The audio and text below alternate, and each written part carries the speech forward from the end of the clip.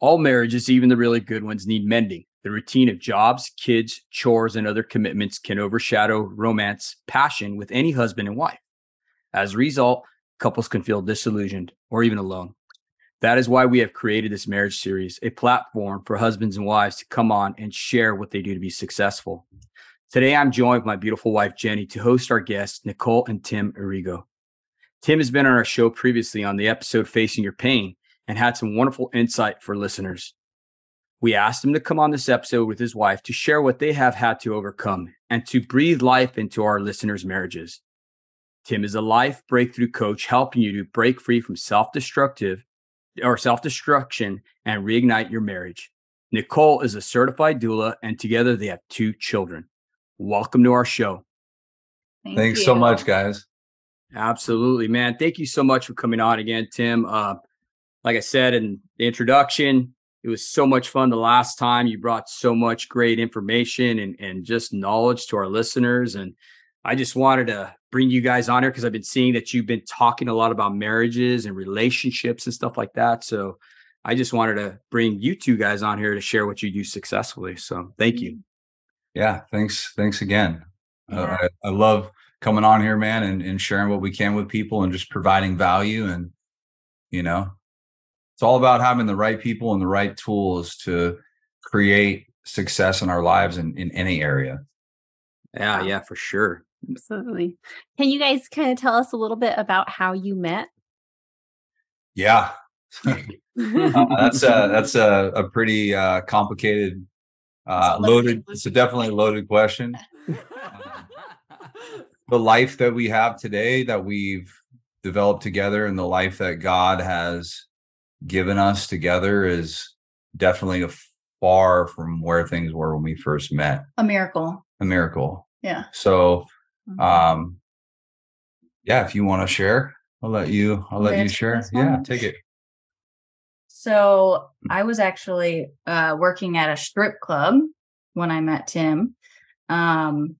And he happened to be there. It was like a friend of a friend's birthday, and they went to dinner prior, and somebody was like, let's go to the strip club. So he ended up there that night. And basically that's how we met. We exchanged numbers. He texted me later that night, and I ignored him because I was like, I don't know, like I was taking a break from guys at that point. Mm-hmm. And a few days later, he texted me again, and I was like, you know what? He seems nice. He's like, I hope you're having a good day. He didn't say like, hey, beautiful or anything like that. So I was like, he's like, I hope you're having a good week. I was like, oh, he seems kind of nice. Let me just see. So I texted him back, and we were just talking about that the other day. Like, can you believe that we have this whole life now just because you texted me back? I'm like, I know. Wow. Yeah, when Nicole and I met, she was living on the border of Paramount, and she was in Long Beach, like on the border of Paramount, like near Compton, off the 91. And when you meet somebody, like I'm the type of person, like when I meet people, like I see their potential, and I connect with them. Mm-hmm. And with Nicole, like I was able to see beyond the lifestyle that she was living. Yeah. And really see that sometimes relationships and situations in our life, they put us in a position in our life where we're like lost and we don't know it. Yeah. And I kind of got that vibe from her, and it wasn't like I was coming in like, hey, I'm going to be your savior and I'm going to save you. But it was like, I really felt really hard for her. Yeah. I fell head over heels for her, and love at first sight. It was a love at first sight thing for me. And the birthday party, I did not want to be there. So it was a total random act of God. And my friend that I was there with, I'm like, man, I love her. And he was like, are you listening to what you're saying right now? He was like, you're insane. He's like, you're insane, bro. He was like, listen to what's coming out of your mouth. He's like, you really realize how insane you are, right? But I just felt the Holy Spirit, man. And I just knew that we were supposed to be together. And I had come out of a really, really toxic, unhealthy relationship. I had already been married once before. And I had, for me, like really set the standard about what I wanted and how I wanted to live my life inside of a relationship with somebody. And Nicole didn't believe in the Lord when we first met. And, that was a big turning point in our relationship, which was we were talking about having kids as things got more serious. And, she had asked me, she said, if, not believing in God was going to be a problem. And because he was bringing it up more and more and more. And I was like, hold up, is this going to be a problem? Because that's not for me. Like, I'm good. Like, so I asked him that, is this going to be a problem? What are you gonna say? And I said, I kind of like, no, not really, we can work through it. And one night we just had a great conversation where I just told her, I said, what do you have to lose? And, you can go back to living your life the way you were before. Like, what do you have to lose? And she gave her life to the Lord, and I baptized her with Rick Warren. Wow. And the rest was history. I mean, she was instantly, similar to what happened with me and my story, she was radically transformed through that experience. And That's awesome. That is really amazing. So did you meet him prior to his transformation, or was this after you kind of like changed your life, Tim? Oh, no, I had already been doing quite a bit of work on myself. Okay. But, it's like, it sounds crazy when I tell people the story, but God will take you to some dark places, man. And God has always kind of like, I've always been the type of person where I go into dark places to like find lost people. That's like, I kind of like resonate with Luke, like 19:10, where it's like, seek and save the lost. So I've always been like, God, that's like a theme in my life where God was always putting me in these places to connect with certain people. And I had after I had kind of been going through this transformation in my own personal journey, like I had been in a really unhealthy relationship with somebody that was unfaithful. And I got really hurt through the relationship, but I also was very clear about like what was fractured in me that kept me in that relationship to begin with, and why was I staying in it? And a lot of it, I just kind of prolonged this relationship. And a lot of it was because I honestly didn't believe I deserved better, Yeah. And I had gotten so accustomed to doing relationships a certain way, whether it was the chaos or, just not being fully, trusting and, like we're like, we tell each other everything. Like we're so honest. And that relationships from my past, like I just really got out of that relationship and I set the standard. I'm like, this is what I want. And this is what I'm going to have. And I'm not settling for anything less. And I know that in order for me to have this, like it has to come from me. Like I have to set the pace. Like I have to set the standard in my life about how I want to live my life. And I'm a believer of, in order to have like an Ephesians 5 marriage, you have to, like the man he's the leader and he has to love his wife like Christ loved the church. So it's like, it comes from you, right? As the lead. And as men, like if we're in our own way or we're engaging in self-destruction or we're not truly loving our wife like Christ loves the church, if we don't love our wife that way, then we won't have a good quality marriage. So I feel like what's worked for us from the beginning, and even all the stuff we had to work through, like even early on, like I mentioned, like those were hurdles we had to work through. Right. And patience came into play, like acceptance, right? Like managing my own insecurities, like how uncomfortable that is in the beginning, right? Like dealing with that. So in the very beginning for us, it was just about like, hey man, I gotta love her, and I gotta love her like Christ loved the church, and lead and really set the tone. Mm-hmm. And be consistent. Like, times I would hit my knees and she was like, oh, that's so cute that you pray. Before I believed, like he would pray every night. And, I didn't want anything to do with it, but I thought it was cute. But yeah, we were just talking about that in my Bible study that we go to. One of the women said, men need to be respected and women need to be loved. And I thought that's so true.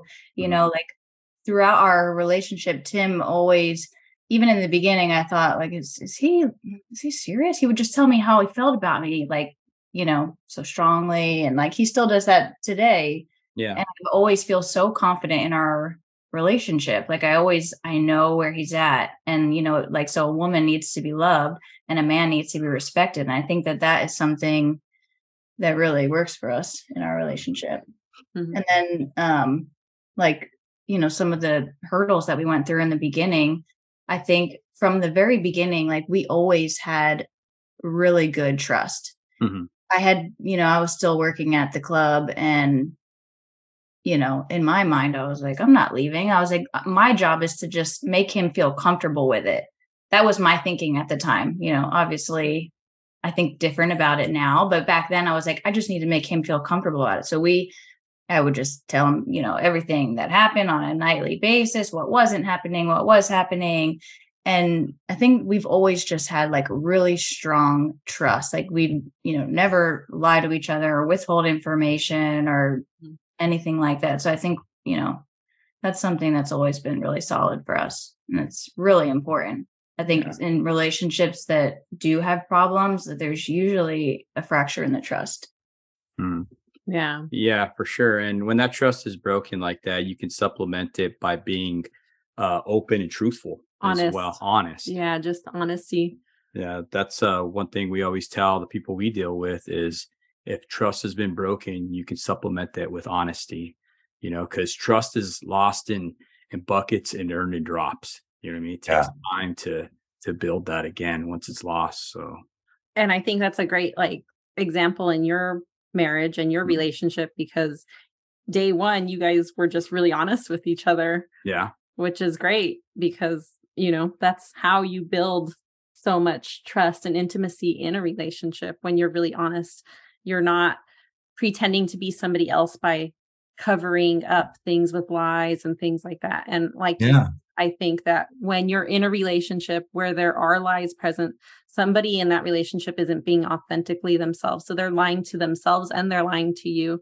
So it's really hard to have close intimacy with somebody like that. So true. Yeah. I never thought about that. Yeah. And I think a lot of times too, you go through that honeymoon stage, right? You put on your best face when you're courting or dating for the first time, right? The honeymoon stage, right? And a lot of times you can only keep up those charades for so long. Mm-hmm. Eventually they're going to see who you really are, and that's when for me and her, when I started dating my wife, right? I hid that I chewed tobacco. I hid that I was, a big drinker. I put on this perfect facade, opening the doors, all this stuff, right? Because how you catch a thing is how you keep a thing. So right. I did that in the honeymoon stage. And then slowly but surely, she started seeing these little inconsistencies in my character. And she's like, whoa, time out, dude, hold the pool. So, those were stuff that I had to work on, for sure. Yeah, and I've always been I had always been really, really honest too. I was always I'll tell you the truth, to the point where sometimes you don't want to hear it. But sometimes you're afraid. I think a lot of people, and I can even relate with this. I mean, I remember in the beginning, I just, creating that level of honesty right off the bat. I think that a lot of times we're afraid to be honest inside of our relationship because we're afraid of how someone handles that honesty. Yes. It's how are you going to react? And, and some people are so insecure in relationships that you talk about your ex from 5 years ago and they start getting weird. Mm-hmm. Right. And so for really noticing that, like,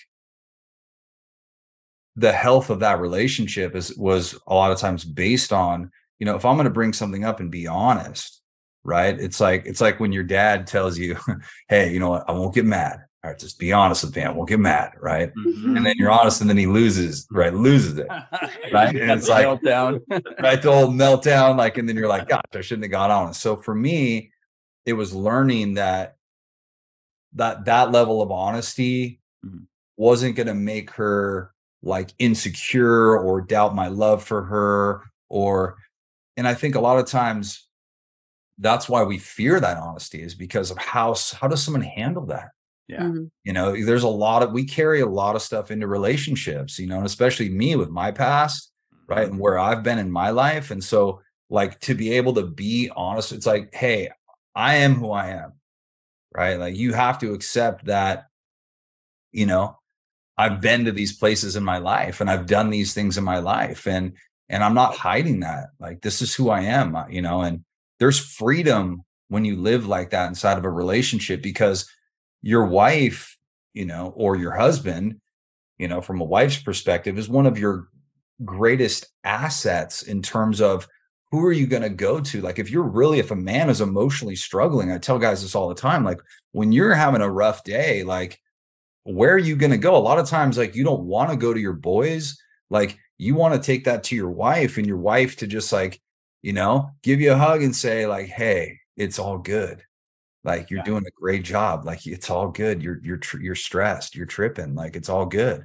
And if we're not being honest and we're not pouring into that, then we're sabotaging ourselves, because we're preventing the opportunity to receive that.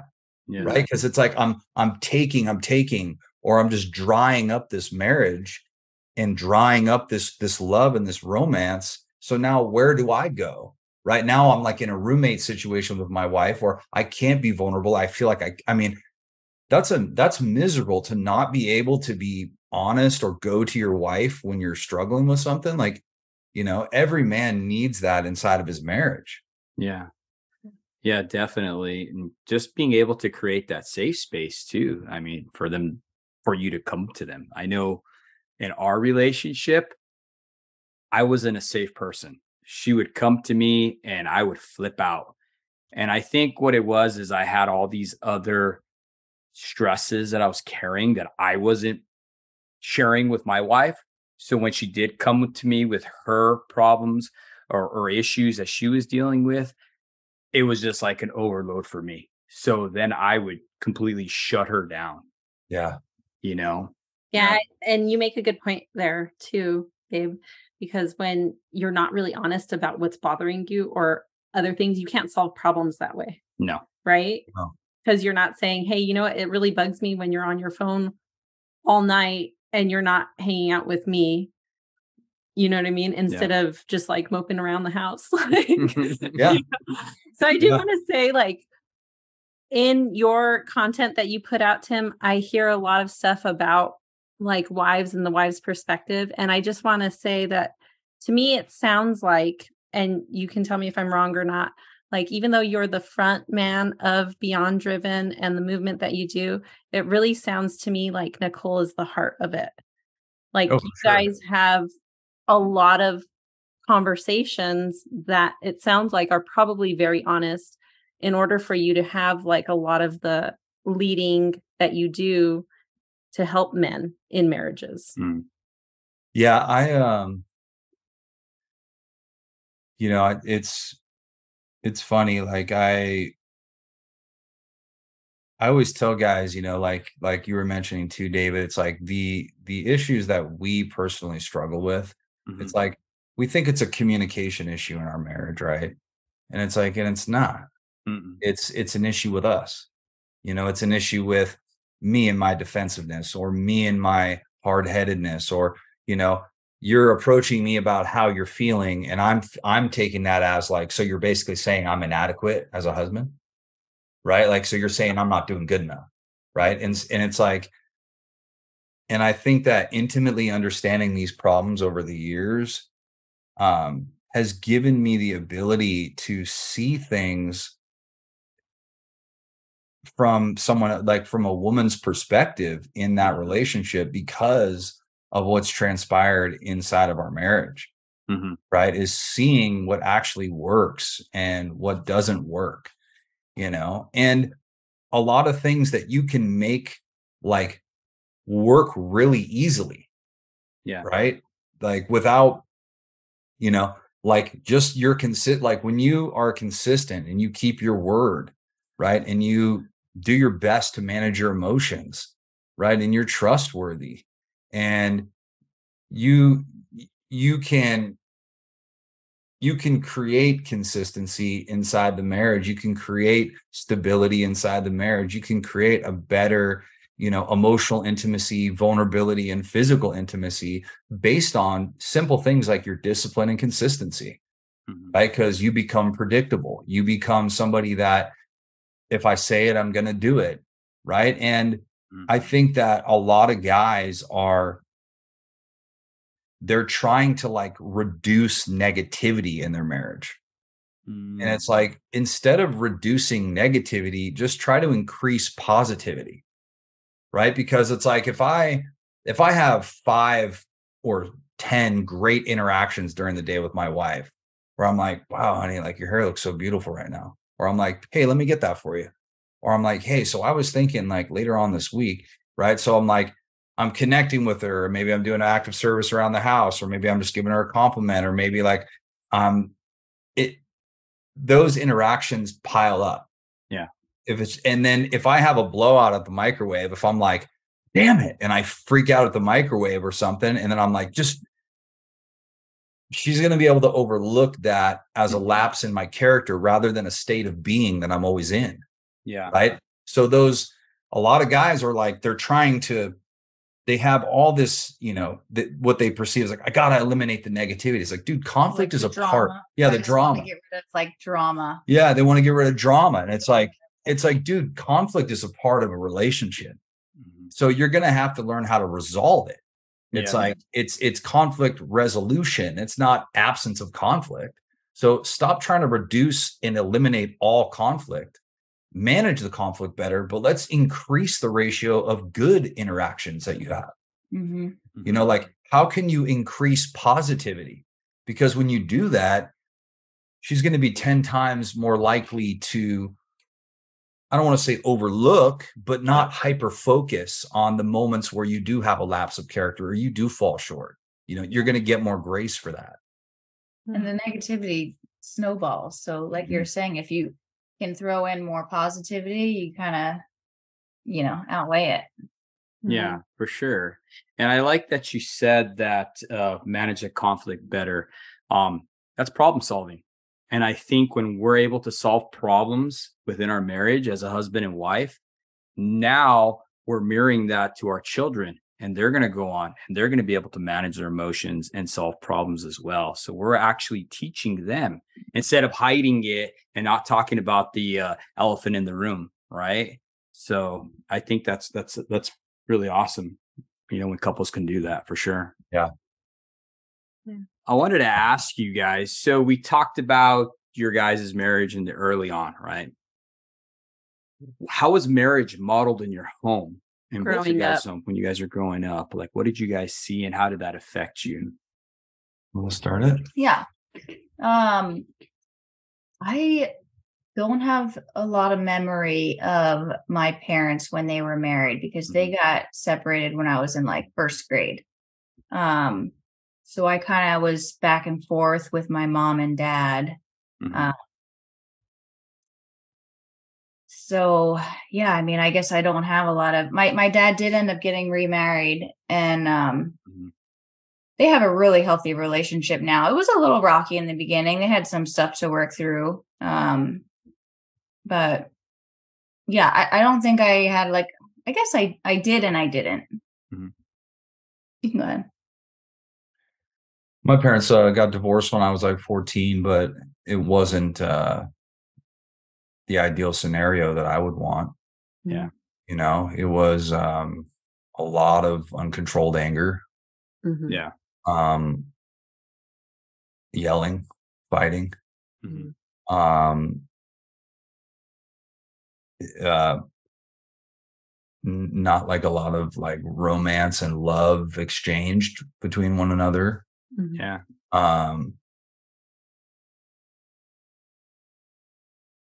Not kind of like, hey, my mom and dad are kind of over here and they feel this way about them. You know, they have this kind of beautiful thing going, and then we're kind of the kids. It was kind of like everybody was in their own silo.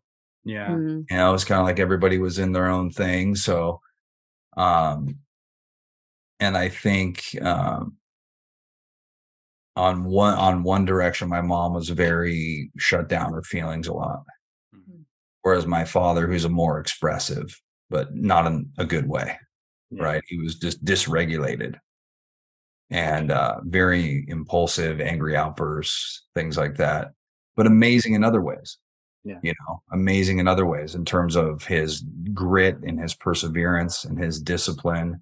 But it was, and then you go back even further, right? Intergenerationally, like my family tree is all divorce. Wow. So all of both of my mom's parents, you know, my grandparents on both sides, my mom, her mom and dad both got divorced. My dad's parents got divorced. You know, so divorce was just something that was a part of our family history, you know? Yeah, that's definitely kind of like how I grew up. I grew up in a very broken family.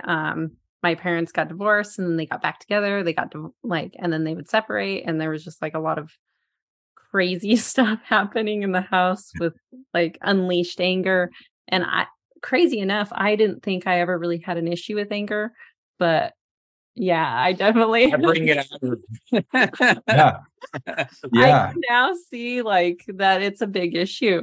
And because I will not be completely honest about what I'm struggling with, because we are still learning how to communicate with each other and how to hear each other. Mm-hmm. And then it kind of bottles up. And so, but yeah, it's a learning process, and we're getting better at it. Yeah. There's four main behaviors that typically destroy a marriage. Mm-hmm. Right. So you have the defensiveness, right? You have stonewalling. Yeah. Right. You have the criticism, Mm-hmm. and then you have the worst one, which is contempt. Yeah. Yeah. And the contemptuous behavior is a lot of times a clear sign that you're definitely headed towards a divorce. And I think that to some degree or another, like we all deal with that inside of our marriage, right? Mm-hmm. It's like number one, it's like on a scale of 1 to 100, how bad is it? Right. But also like how we manage it. You know, like even for my parents, they were divorced for 10 years and got back together. Mm-hmm. So my parents, and they have a different marriage now. Yeah. Right. And I think that's based on the work, you know, that they did, you know, and sometimes a lot of people, they have to lose what they, you know, cherish Mm-hmm. to truly show back up in that situation, more conscious, Mm-hmm. more aware, you know, more present and more clear, you know, because I think a lot of men, and I find this, that a lot of men, if you're a high performing, high achieving man that like calls the shots and moves the ball forward, and like you're the guy who's in control, those guys, they live in the illusion that they have time, right? And they live in the illusion of like, my wife's not going to leave me. Like she depends on me. And like, so they sit on the fence and they bargain with this reality of like, I have more time to waste. And they don't realize that it's like, hey, you might be a guy who everybody comes to for answers to problems. But I want to tell you, like, if you don't have the answer to this problem and you're not going to look for the answer or seek the answer or try to solve this problem, you're with somebody else who has free will. Mm-hmm. There's another party involved in this situation, right? Your wife. She's not mandated to be with you, right? She's not handcuffed to you. That wedding ring is not a shackle, you know, although it can feel like it for a lot of people. It's not a shackle. So, you know, you don't have all the time that you think you do. You know, for my dad, it came out of left field, totally out of left field. The day that my dad lost his job was the day my mom told him that she wanted a divorce. It was the same day. And it was just boom. And it was no warning. No, we sold the house. It was over. And then you did go and, you know, get an education. Yeah. My mom went and got her master's degree, became a teacher, worked with special ed kids. And my dad went on his own journey of his own kind of healing process and his own journey that he went on. And I feel like, you know, sometimes in life, like, you know, a lot of guys I work with, they hit that rock bottom and they're like, the only thing they care about is like getting their marriage back. And it's like, bro, all you care about is this marriage. And it's like, but you're not focusing on, it's like, you need to work on you. Yeah. It's not about changing your marriage. It's about changing the man that shows up to the marriage. If you change the man that shows up to the marriage, you're going to get a different marriage. Right? Like, because you're a different guy in that marriage. And it's like, so I think a lot of times, like, I loved what you shared because, you know, with the anger, you know, like sometimes when we deal with that anger, it's not easy to admit that, but it's so funny because it's so common. Yeah. Like, what's most personal is what's most relatable. You know, like, we think we're inside of our marriage and it's like, I'm the only one dealing with this. And it's like, everybody's dealing with this, but how are you dealing with it? Right? Are you doing what you had mentioned where it's like, hey, you know what? I didn't think I had an issue with anger, but you know what? I kind of do. And it's like, we can kind of joke about it and kind of go like, yeah, it's totally normal. Like, all of us do. And you know what? Like, that moment of, this is what I'm struggling with. It puts us in the driver's seat to like do something about it. Yeah. It's crazy because when you get to that point where you hit rock bottom, right? You can either go left or you can go right. You could choose to work on yourself and change what you did wrong, right? Or you can stay there and forever be perpetuated in this cycle where, oh, woe is me. I'm a victim of this. And I've seen both ways. I've seen people come out and become overcomers. And I've seen people who are just continuously in that spot. It's almost like they got stuck right at the point where that trauma happened and they never grow from there. Yeah. It's sad, you know? Unfortunately, you can only lead a horse to water. You can't make them drink a lot of times, you know? Absolutely. You know, I had like an interesting question because your mom, once she got divorced, that's when she like started working on herself and getting her master's degree and things like that. And I think in a lot of marriages, it's a wonderful thing when a man is very driven and such. But I have to ask, Nicole, how do you make sure that there's space still for you to be able to do all the things that you know you want to do and you aspire to do? And Tim, how do you support her in that? How do you make the space? Because I think a lot of people, and women especially, because we're nurturers, feel that they don't have the space to be able to work on themselves because they're taking care of everybody else.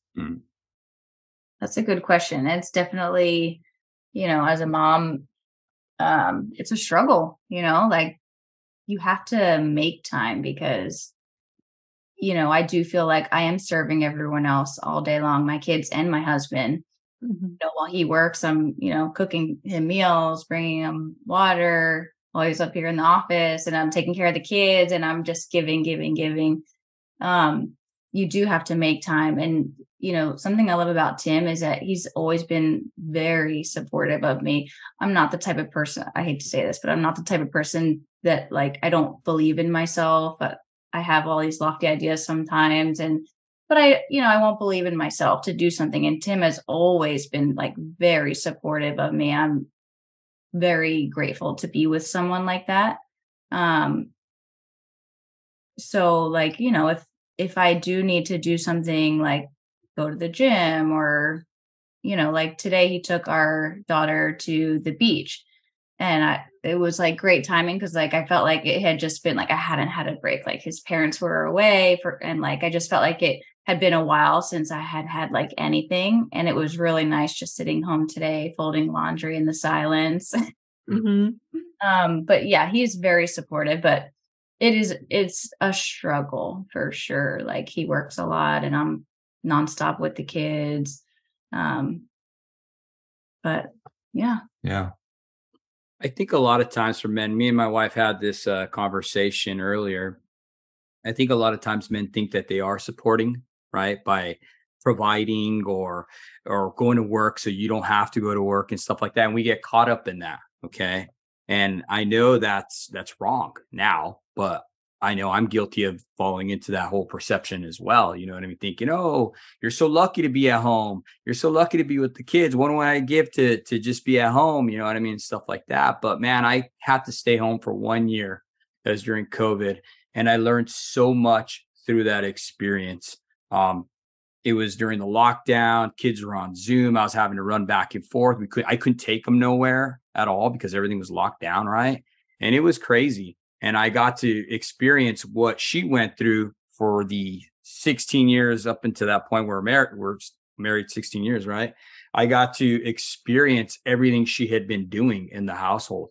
And I tell you what, hats off to you stay-at-home moms, because it is not easy.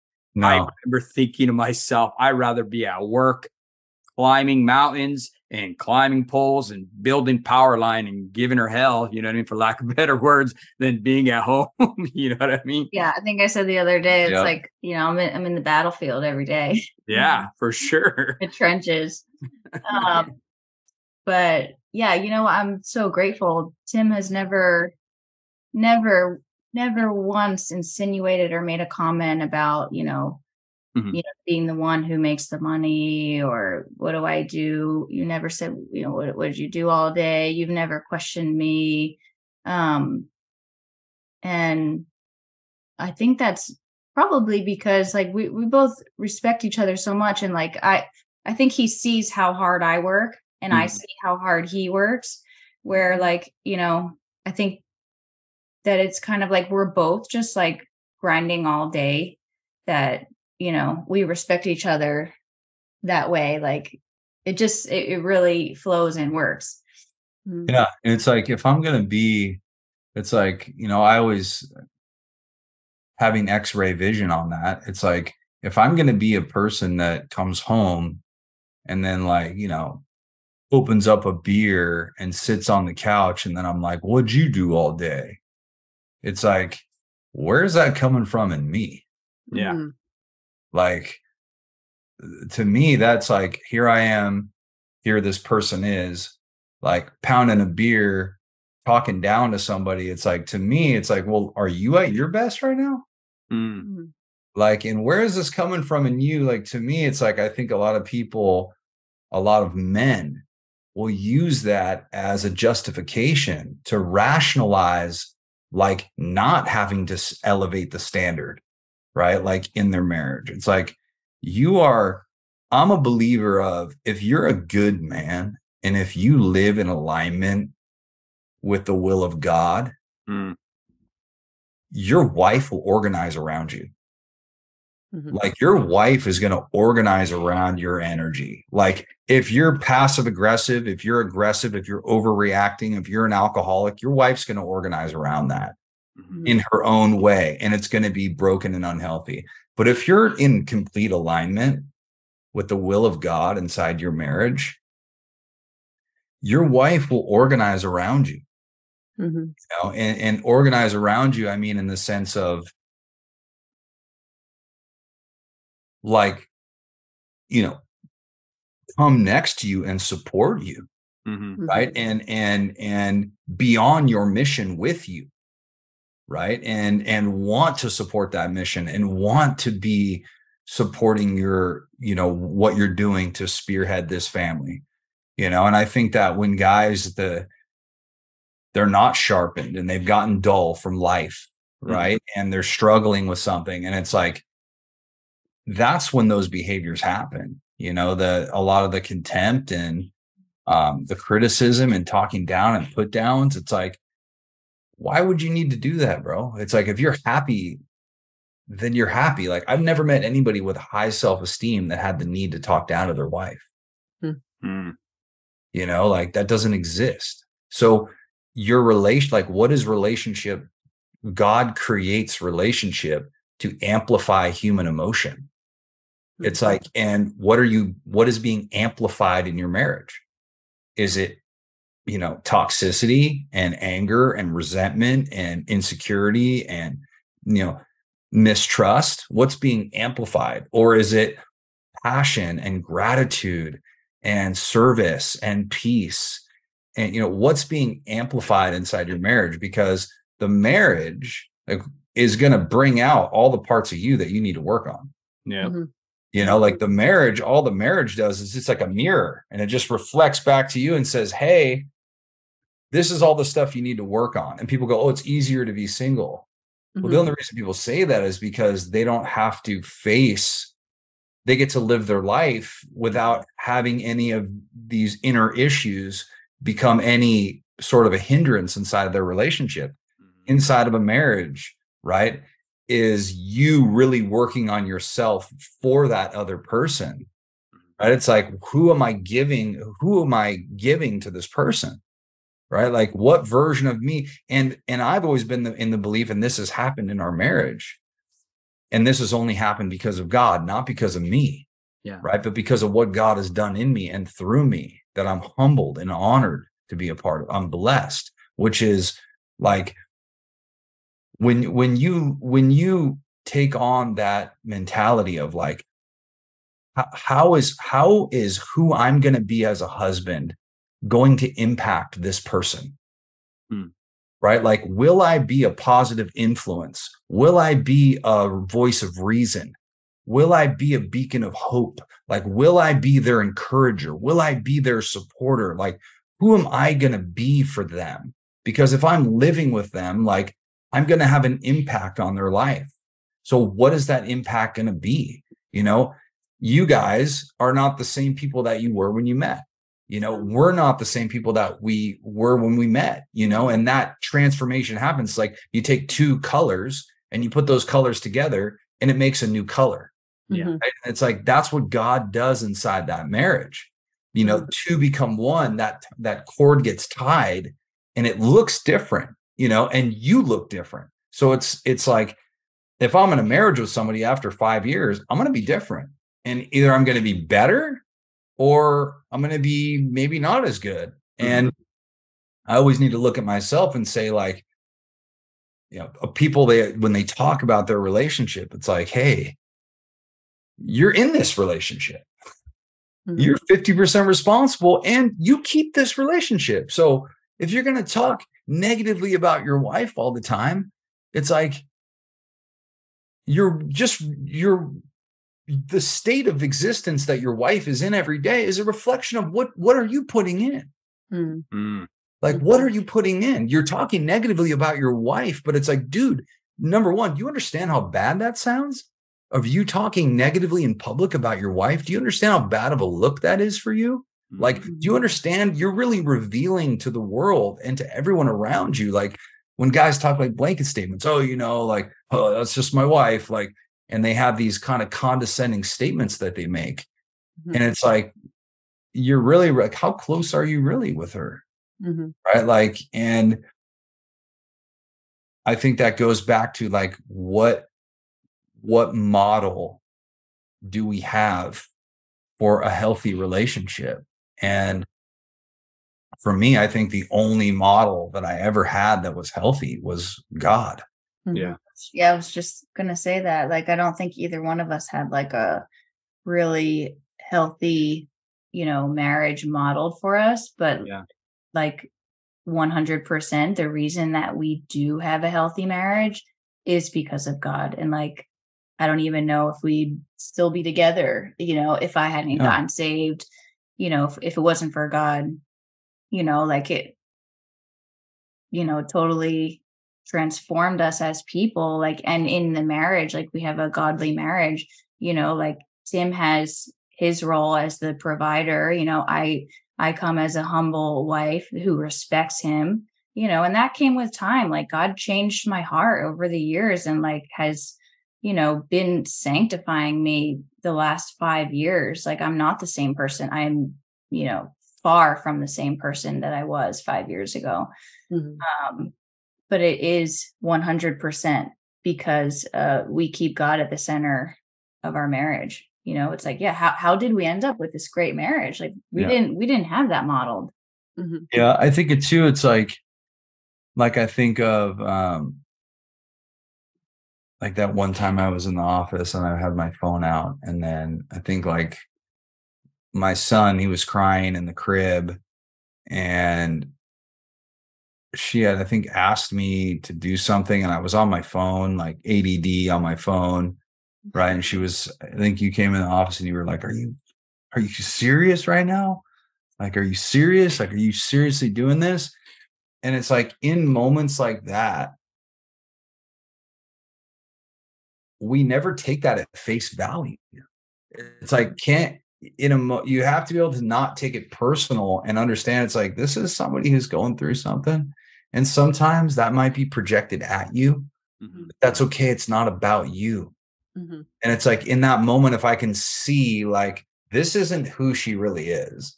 This is who she really is when she's really worked up and stressed out. And it's like, so if I can have X-ray vision and not make it about me, it's like, you're talking like that to me, like, and all of a sudden I'm taking it personal. You saw that I wasn't mad at you. I was mostly mad that like the baby was getting woken up and I would just put the baby to sleep. Like, I think that was the real reason that I was mad. I wasn't mad at you. And then like a lot of times, when Tim gets really upset, like a lot of times I'm like, is your back hurting you? Or like I can see that it's because like, he's struggling with back pain. So he's really short with me, or like, he's really has a lot going on with work. Like a lot of times I can see past what, we call it like the X-ray vision. Like if somebody gets upset, like, is it really about that? Or is something else bothering you? And a lot of times, like, we're really good at seeing that. That's awesome. We just did a podcast with Carolyn and Alan Fisher last weekend. Oh, nice. They're world champion arm wrestlers, amazing people. And they've been married 39 years. And we asked them, what's the secret of their marriage? And they basically said that fighting was like one of the secrets of their marriage, that and God. But they said not to be afraid to fight. And I just wanted to kind of pony off of what you were saying earlier, because through their fights, they've grown closer and stuff like that. Like they've learned to face those things through the fights. It's really just eye-opening for a lot of people, because I think people think when you get into a marriage, especially if you haven't had a good marriage modeled for you growing up, like I didn't, and I don't think David had a great model of what like a healthy interaction is between parents. You kind of think that sometimes fighting isn't necessarily a good thing, that if you're fighting all the time, and when I say fighting, I mean healthy fighting. There's a right way and a wrong way, right? Yeah. There's definitely, like, we have non-productive fights sometimes where things just come out really messy and both of us are really messy about it. And then, we come back and we recuperate, and then we have a progressive conversation about all those messy emotions. But if you're having those kinds of fights, it's probably a good indicator that you're trying to learn and grow. And I think some people think that if they're fighting in their marriage, that it's a bad thing. But like what you said is, when you're in a marriage, it shows you what is inside of you, what is actually kind of broken inside of you and what you kind of need to work on. God created these relationships so that way we can be grow as people, not necessarily be comfortable as people, right? His intention is for us to grow as people. We should be always intending to grow as people, furthering ourselves. And when you're fighting in a marriage, that can be a good thing if you can learn to do it in a progressive manner. Yeah. And I think that's why culture nowadays really harps on how affairs are this wonderful thing, because affairs are a vanity mirror. It's not a real relationship. It's this vanity mirror showing you that all the things you want to hear, all the things you want to know about yourself, and none of the real stuff, right? And the real relationships, the real meaningful things happen in the hard times in the marriage. Mm-hmm.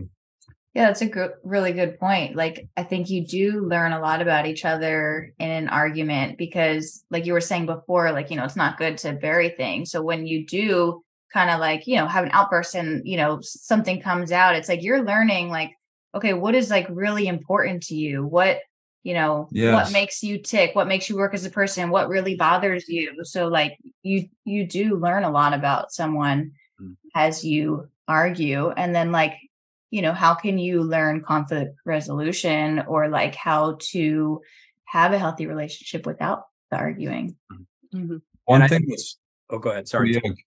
I was just going to say one thing that's really helped me is if you have the same core values inside of a marriage, if your wife gets upset about something that you might not agree with, if you look at what it's tied back to in terms of core values, it's actually something that you want too. Like, so for example, like if my wife gets upset that I'm home late and dinner's ready and I'm home late and I said I was going to be home, but I came home late and she's upset. It's like, and maybe she snaps at me and she's like, I thought you said you were going to be home on time. And I take that personal and I get upset and I take that, it's like, if I tie that back, it's like, well, this dinner time is important to me too. It's like, so I should actually be grateful that she's upset because this ties back to something that I value too. Mm-hmm. And I think a lot of times inside of marriage, like if there is conflict, if we can look at what it's tied back to in terms of core values, it might seem like we disagree on the surface, but if we tie it back, we actually are both valuing a core value. Mm-hmm. It's just coming out in different ways. It's like if we're disagreeing about where they go to school, it's like we both value the safety and education of our kids. And it's like, there's argument about what's happening, but it's like we hold the same core value. And if we could go back to the core value and say like, hey, what are we really concerned about here? Mm-hmm. What is it that's really bothering us? And are we on the same page with this value? Yes. I think a lot of times I have come to appreciate a lot of the any of the arguing or any disagreement or the nagging, or any, because it always ties back to like, for example, our businesses are on our phone. Mine is on my phone. Mine is inside of technology. So it's like, if I'm on my phone and she's getting upset, it's like this ties back to what? A core value that I have of what? Spending quality time with my wife, making sure she doesn't feel neglected and making sure that we're connected. Yeah. Mm-hmm. Right. So, I think it really ties back to core values. You were going to say, David? Oh, no, I was just going to talk about how that a lot of times when we're getting into these arguments, right, being able to communicate, right, having those core values like you're talking about, right, I think allowing ourselves to be messy, having grace, I think that's a big thing, right? Because we're not going to get it right as husbands. I'm messy. I say things that I don't mean. I get caught up in the moment and I'm trying to communicate to my spouse or whatever, and it may not come out correctly at that moment. But if she gives me the grace, right, to stop and think about what I'm actually trying to say, then I can change it to and kind of communicate more of my heart to her, right? And then her having the grace to be able to say, hey, okay, now I understand what you're saying, versus just getting upset about it. Mhm. Right. Mhm. So I think as couples, we need to just allow ourselves to be messy and allow ourselves to have that grace. Yeah. That's amazing. I mean, that's amazing because I mean, I was not familiar with, what I grew up with was performance-based love. Me too. So love was something you had to earn. Mhm. Love was something you had to work for. It was something you had to prove that you deserved. And I think a lot of us as men, we don't know unconditional love. And especially when we don't have a relationship with God, all we know is like, I got to work for my worth is what I accomplish. So my worth is based in the external. Mhm. So I get in a relationship with somebody and it's like, they want to know all of me. And it's like, well, I'm not comfortable like telling you everything because I'm afraid that like you're going to feel different about me. And that was a startling revelation for me inside of our marriage, which was I can tell her anything and she literally doesn't flinch. She doesn't even bat an eye.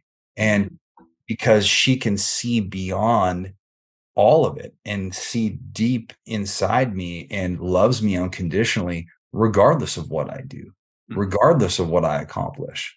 And that doesn't give me the green light to like not, live above reproach, but it gives me the ability to like Mhm. go to her in that honesty, like you were saying, and truly be transparent and be okay being fallible, like, hey man, like I know I did that. Like that was a total wreck. Like, I'm sorry. That was a total mess. Like, man, I that think sucked. Like I totally ruined that. Like I totally ruined that. And making it's kind of funny because you're okay with it. It puts a confidence in you as a husband to Yes. know like I'm okay. I can crush it over here, kill it in this area, and I can be messy and not be perfect. And my family loves me, man. And they still love me the same. And they don't hold it against me. They don't have this unrealistic expectation of that I'm supposed to be this type of person. It's like our wives know we're already carrying the weight of the world on our shoulders. Mhm. And a lot of wives don't know that because the guy doesn't share that.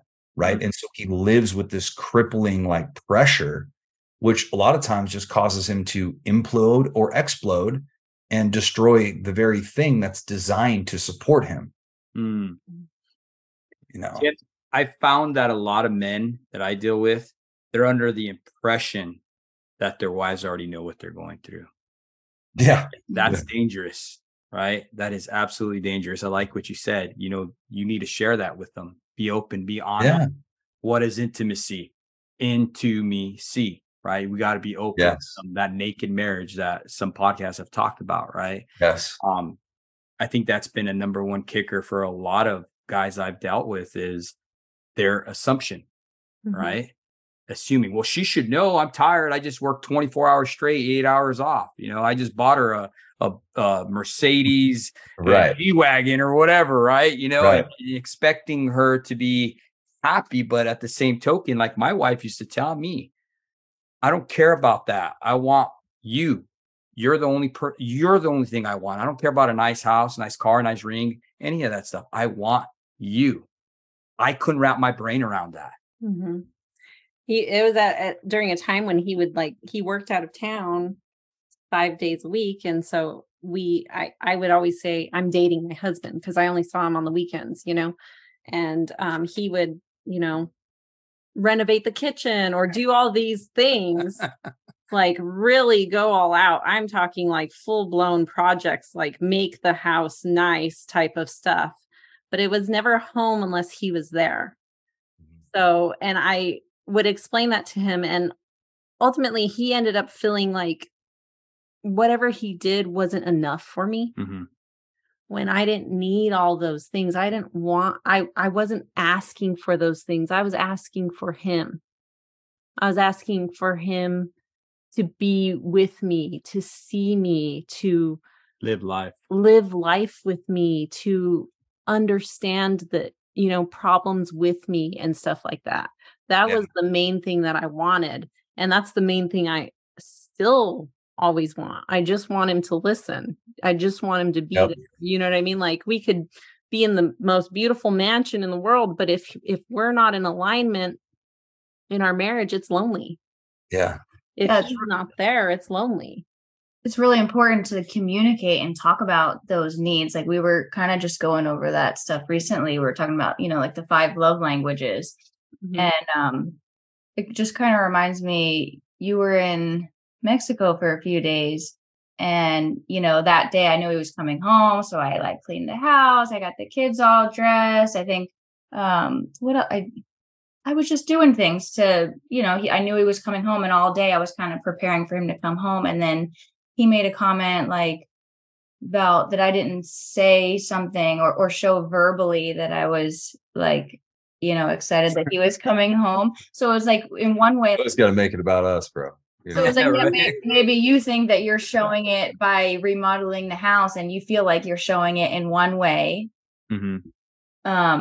But you're just kind of like, you guys aren't connecting there. Goes back to expectations, where I think a lot of times too, as men, it's like we think, oh, my wife should know how I feel about her. She knows.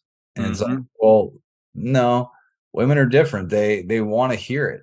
Yep. Like they want to hear how you genuinely feel about them, that reassurance. And even us as men, like, it does something inside of a relationship when you can constantly let somebody know, like, and especially, and I emphasize this a lot, when we as men, when we develop our self-awareness and our emotional intelligence, our empathy increases. Our empathy increases. So I start to take a look at myself and I go, well, if I'm feeling like this, what is she feeling like? And that, instead of being defensive, I start to get curious. And when I start to get curious, that opens me up to a world of possibilities with my wife, because then before my wife even says something to me about like what she's upset about, I can look at her and I can validate her and I can say, hey, I know you probably feel this and this because of this and this. Is that true? And she'll go, yeah. And it's like a lot of guys sit and wait, right, for their wife to well, I don't know if she's upset. Well, I don't know. It's like, come on, bro. You don't know? Like, you act like you're clueless. Like, take a look at yourself. And because you don't understand how things trigger you and how that's connected to something from your past, right? Even maybe a previous relationship, you're not able to, you're just looking at surface level issues inside your marriage. Like, this is not a surface level problem.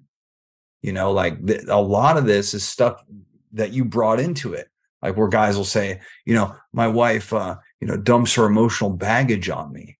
And it's like, so you look at your wife's emotions as baggage.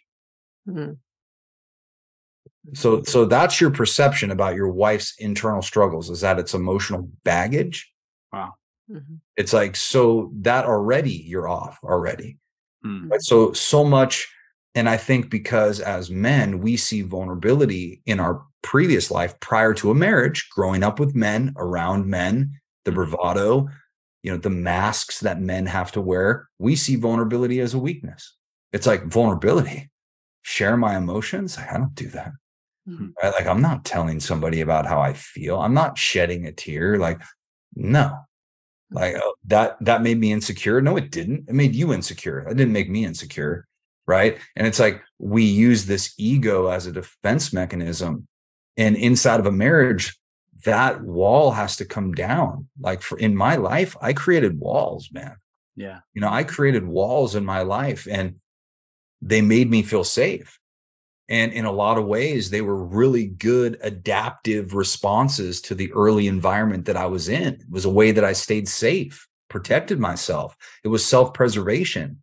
But later in my life, those walls that I created became like a prison. That's like, you can't love your wife through the glass.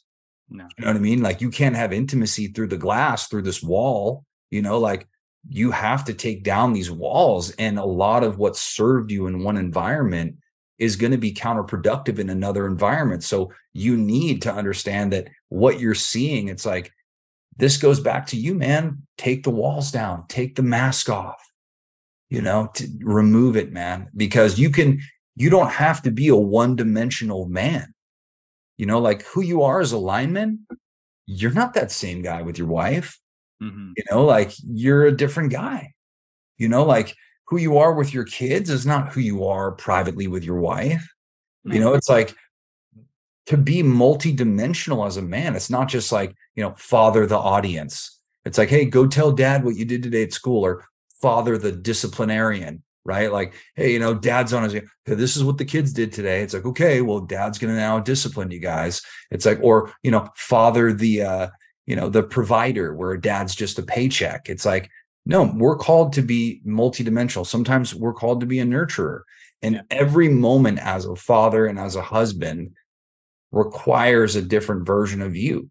If somebody attacks my wife in public, that moment requires violence from me. And I better be capable of that.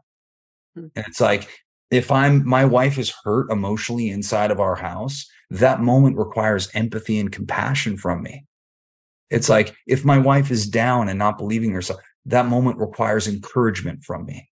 It's like, if my wife is sick in the bed, it's like that moment requires discipline from me. It requires me to take on burdens and responsibilities that, to help even out the distribution of the work that needs to be done. It's like, I need to learn as a husband to meet the moment with what the moment most requires from me.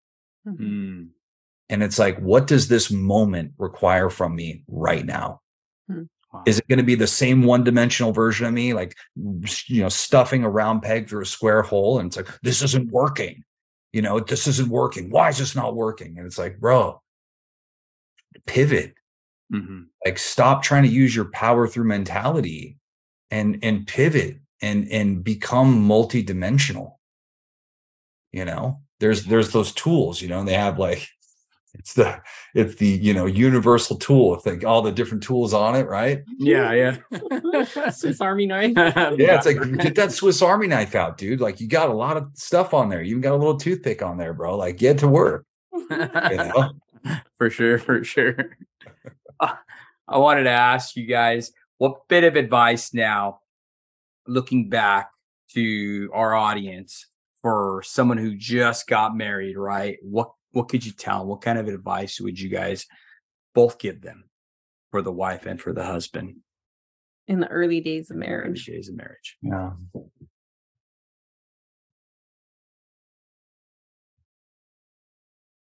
This is kind of like a no-brainer, but honestly, I think like it all just goes back to God. Like, you have to have a God-centered marriage. And even getting into the word and like, what does the Bible say about marriage? What does the Bible say about the wife's role, about the husband's role? Like, just praying all the time, praying for each other, because like I said, God molded us into these people that we are today. And like, even, I believe that God brought us together, like knowing how perfect we were together. So like, all of it goes back to God.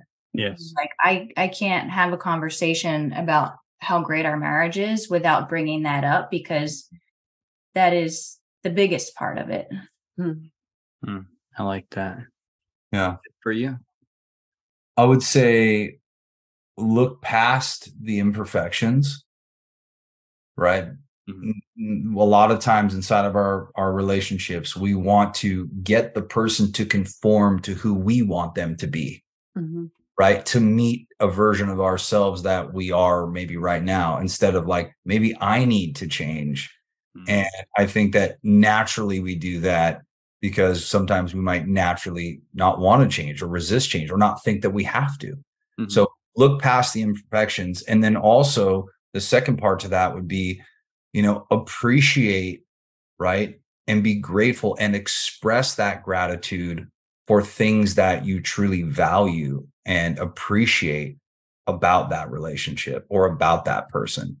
Like, I try to be as vocal as possible, as often as possible, about anything that I can recognize and appreciate. And I've created a culture inside of our relationship where I am like, she'll, like the other day, like, I think this was yesterday, she turned to me, I was downstairs getting some water, and she was like, I'm really struggling today. Like, my mindset's just not like, I think you said something like you were like, it's been a tough week for me or something like that. Just feeling like lazy, not on it, a mess. Yeah, she's like, I'm disorganized and I'm yeah. not. And I'm like, look at me. I'm like, you're not disorganized. And I was like, look how organized you are. Like, and I started pointing out everything. And it's like, I love that. Like, I love to do that with people in general. Mhm. It's my nature, but it's 1,000 times better if I can do it with my wife.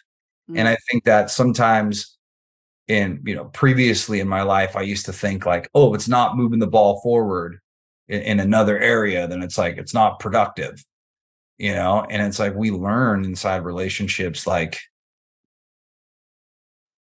everything you do inside this relationship, everything you pour inside this relationship will be multiplied and come back to you tenfold.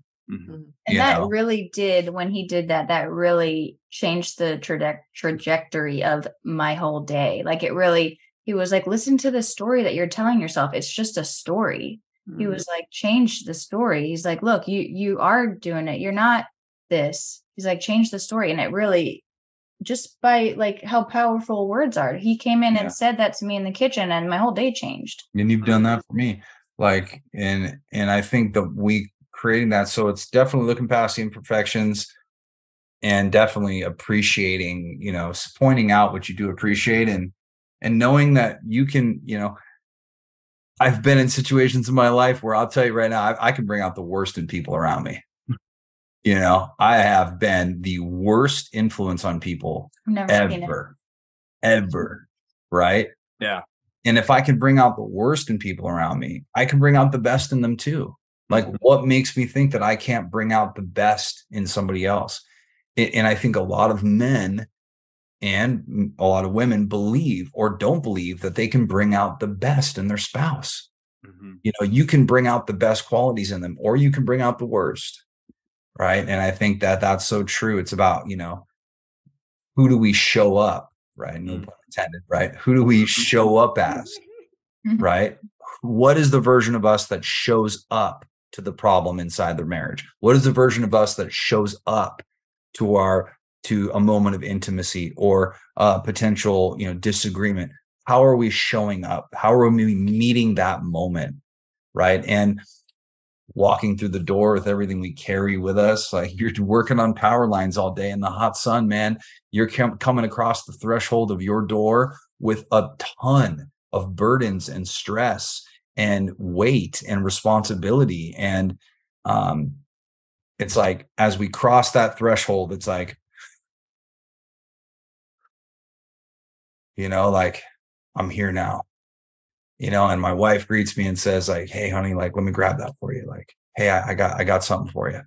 Like, or, hey, I wanted to run something by you, but relax for a little bit. We'll talk about it in a minute. I'm so proud of you. Like, wow, really love that haircut. It's like the littlest stuff, the littlest things inside of our marriage. It's seriously the smallest things that we do. It's like every time just making deposits in that emotional bank account. Mm-hmm. Yeah, like when Tim's very nostalgic. He'll talk about our wedding all the time and talk about when we first met. And, every time he does that, that just like solidifies his love for me and just makes our relationship that much more solid, and it's just by saying these little things throughout the day. Mm-hmm.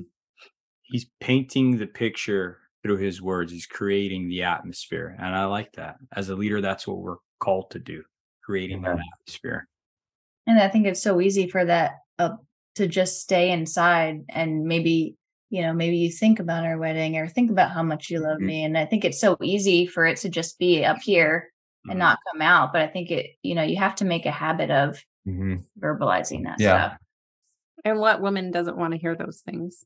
Right. Like, honestly, your wife wants to know that you're like her everything. You know what I mean? Like, and that you think of her all the time and that you love her and that you think she's the most beautiful woman and that you feel as a husband happy and grateful that you won her as a prize. Like she's a prize, a wife. Like that's what a wife really wants to know. Like, honestly. And if you feel that way, you will follow your husband. You will respect your husband. You will serve your husband. You will be kind to your husband, and you will, be faithful to your husband when you feel like you're everything to them, Yeah, when you know that you are loved like that by your husband, you can be submissive. You can be respectful. You can come in with a submissive heart. Because I'm sure a lot of people struggle with that, and especially people who don't know the Lord, like what, submissive, what? But if I know that my husband loves me the way that he does, I can be submissive because I know that he has my best interest at heart. If I don't know that, how can I be respectful and submissive? Yeah. Well, you guys, thank you so much for coming on our show and just sharing what you guys do to be successful. It's always a pleasure, Tim. Love you, bro. Yeah, I love you too, man. Thank you. Thanks for having us. Man. Absolutely. Can you guys share, Tim? I know you have this free training for in relationships. Can you share that right now? And I'll put it in the show notes as well. Yeah, absolutely. Join you. So beyond-driven.com and beyond__driven on Instagram, and then beyond.driven on TikTok. And we have a free training. We have a free Facebook group where we just provide insight and we provide value to people. There's a lot of people that are struggling inside their relationships. So we also have the Total Breakthrough Academy, which is a private coaching program that I have with, we have team members, we have coaches that work with us. We have a course, we have an app, we have tools and skills that we teach people how to actually apply into their life. And we do live calls during the week where we talk about skills and strategy, and we just help guys open up really that Pandora's box, so to speak, of all the stuff that they've, been carrying and dealing with, in and outside of their marriage, so that they can just step up and be the leader and the husband that they need to be and want to be. So yeah, we offer that free training. And I'm always happy to connect with anybody that's struggling, you know what I mean? And however we can help them and provide them value is always, top of mind for me. Right on. Well, once again, guys, thank you so much. And if you guys haven't gave him a follow, he gave you the information how to follow him. He's doing an amazing thing, guys. So thank you once again to Tim and his wife, Nicole. Thank you guys for coming on our show. Thank you. Thank you.